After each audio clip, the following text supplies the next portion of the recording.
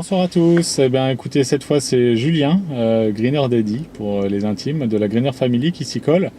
Ce soir, je suis sorti du travail pour. Si vous suivez les réseaux sociaux, vous devez savoir que Jérémy de la famille Presque Zéro Déchet est en dédicace au Day by Day de Versailles. Et donc, me voilà sur la route, me voilà même arrivé. Et je vais pouvoir faire signer le livre que notre Greener Girl a reçu pour Noël, qu'elle dévore un petit peu tous les soirs. Elle a même posé une question. Et puis, comme on est au Day by Day, on va pas se priver pour faire nos courses également. Je vais me diriger vers le magasin. Et puis, voilà, vous suivrez mon interview, en tout cas la dédicace, un petit peu plus tard. Voilà, salut!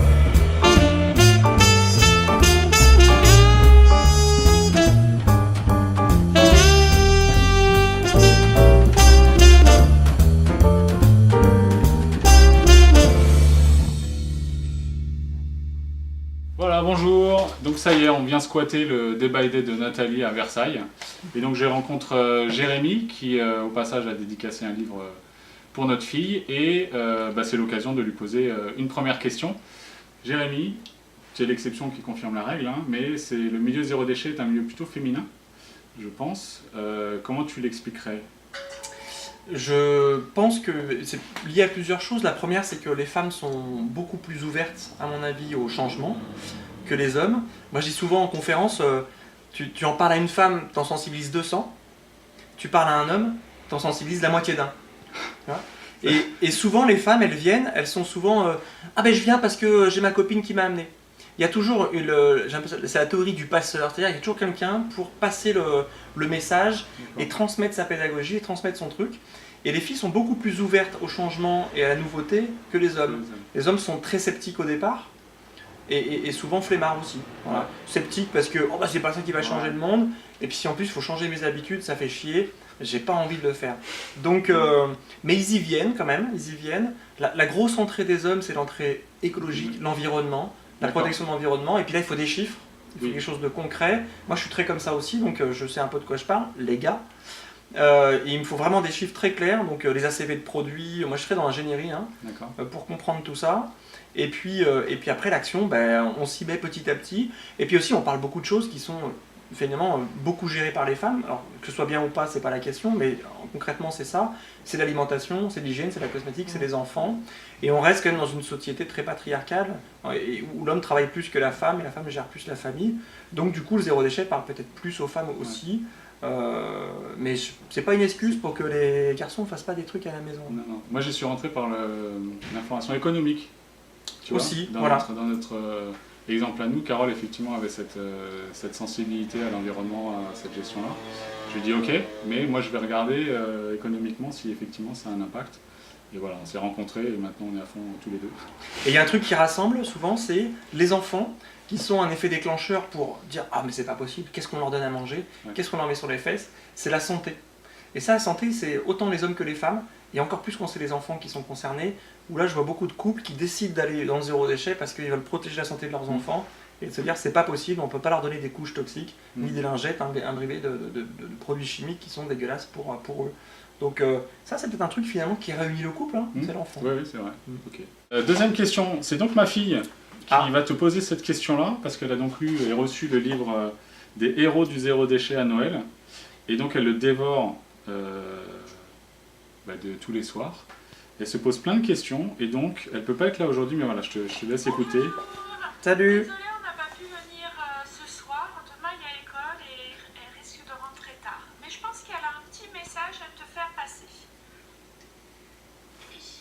Savoir où vous avez acheté les shampoings, les ingrédients pour faire du shampoing. Alors pourquoi ? Parce que le livre là, il fait partie de son chevet, de son livre de chevet, et elle l'a lu, relu, et depuis qu'elle l'a lu, elle aimerait faire le shampoing. Donc voilà sa question. Mais moi j'ai une question pour elle aussi. Je sais que tu as des enfants. Du même âge à peu près des nôtres, et j'aimerais savoir comment tu arrives à leur faire ranger leur chambre. Ça, c'est la question de tous les parents, et j'aimerais savoir si tu as trouvé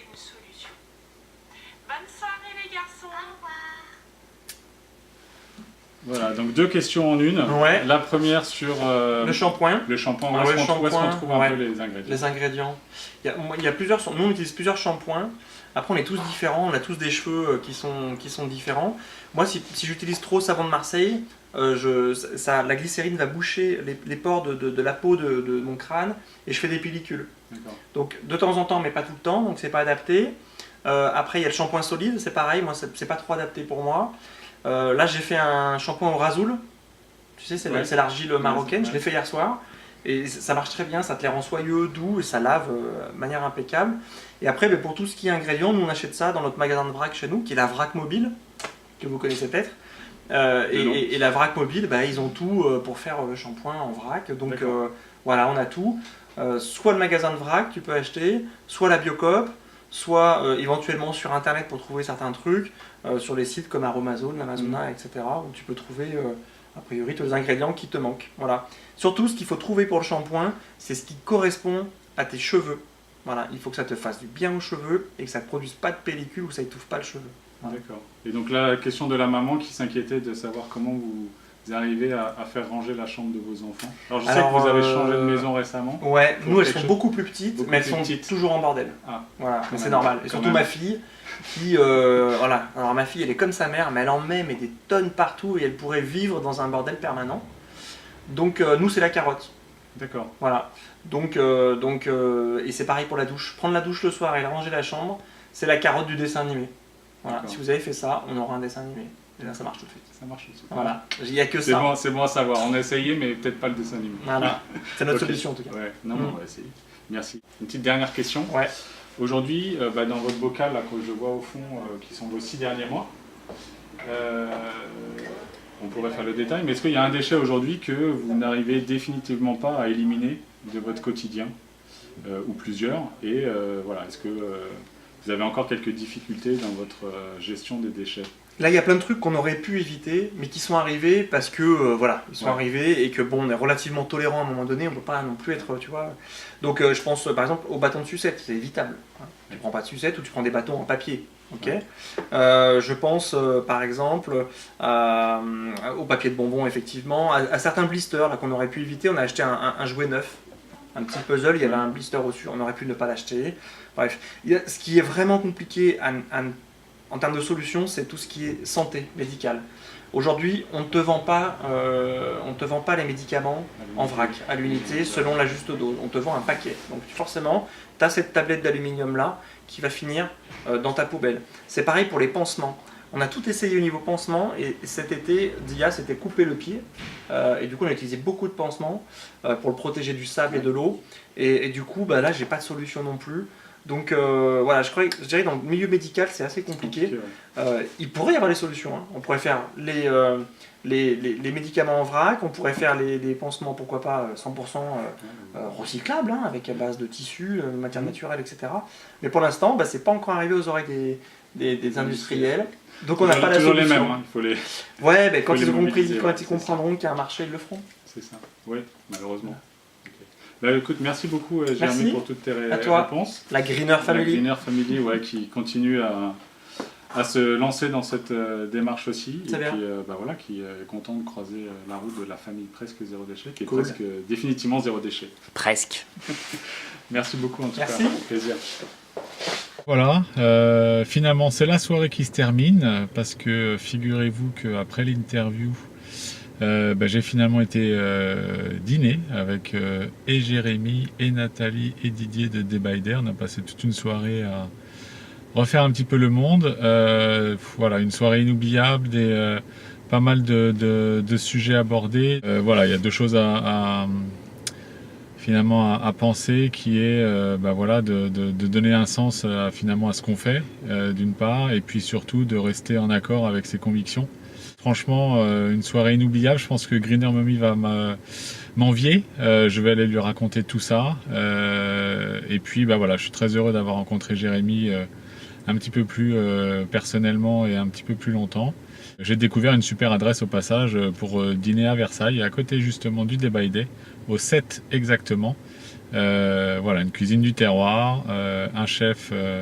et un patron qui adore la bonne cuisine et le contact, qui nous a fait goûter plein de bonnes choses et un restaurant à vin à noter dans vos adresses. Et voilà, j'ai plein de choses en tête. Donc il est l'heure maintenant d'aller se coucher. Voilà, passez une bonne soirée à tous. Et puis à très vite sur les réseaux sociaux. Et vous pouvez suivre la Greener Family sur YouTube, Facebook, Instagram, Twitter, Pinterest. Le mouvement est en marche et voilà, chacun y apporte sa petite pierre. Voilà, à bientôt. Salut.